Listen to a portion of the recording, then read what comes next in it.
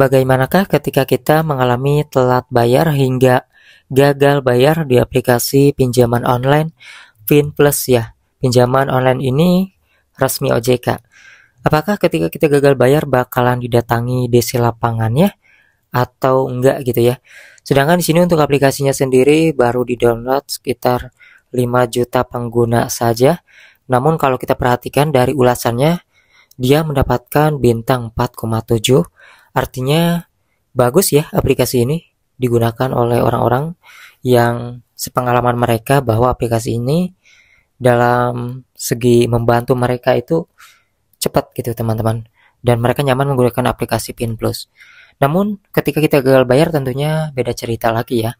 Kadang-kadang ada yang ditelepon, diteror dan sebagainya. Pertanyaan yang banyak muncul adalah apakah aplikasi Finplus ini ada di lapangannya? Ya, hingga saat ini banyak sekali orang yang mengalami gagal bayar di aplikasi pinjaman online Finplus ini. Belum pernah ada yang didatangi oleh DC lapangannya, teman-teman ya. Dan kalau misalnya ada dan kalian mengalami, silakan aja tulis di kolom komentar. Karena di sini kabarnya juga simpang siur. Ada yang mengatakan nominal di atas 10 juta baru didatangi oleh DC. Tapi kebanyakan yang pinjam di bawah itu tidak ada yang didatangi oleh DC lapangannya. Untuk aplikasi Finplus sendiri dia lebih mengandalkan yang namanya penagihan lewat telepon, lewat WhatsApp ya, bahkan ada juga yang ditelepon lewat kontak darurat. Tidak keluar kondar ya. Hingga saat ini belum ada yang ditagih ke luar kontak darurat.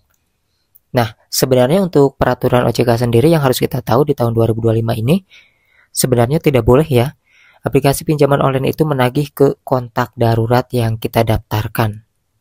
Jadi, kalaupun ada, sebenarnya itu bisa melanggar aturan dari OJK, karena OJK 2025 ini tidak memperbolehkan melakukan penagihan ke kontak darurat, apalagi terlebih sampai ke keluar kondar. Nah, jadi seperti itu ya teman-teman ya. Untuk DC-nya belum ada. Banyak yang mengatakan sih di atas 10 juta baru itu didatangi. Kalau di bawah 10 juta itu belum ya. Namun yang pasti untuk aplikasi Finplus sendiri adalah aplikasi yang belum 10 juta download ya. Artinya sangat jarang sekali ada DC-nya teman-teman ya. Dan untuk aplikasi ini juga tentunya resmi OJK. Kalau misalnya ada aturan-aturan yang dilanggar oleh DC tersebut ya kita harus laporkan, harus simpan buktinya. Intinya nggak usah panik. Kalau misalnya datang pun harus dihadapi dengan tenang, jangan sampai gali lubang tutup lubang. Nah, kalau ada pertanyaan ataupun pengalaman kalian gagal bayar di aplikasi Finplus ini, apakah didatangi DC lapangan, apakah diteror keluar kondar ya, silakan aja tulis di kolom komentar untuk melengkapi ulasan-ulasan dari banyak orang yang mengalami gagal bayar di aplikasi ini.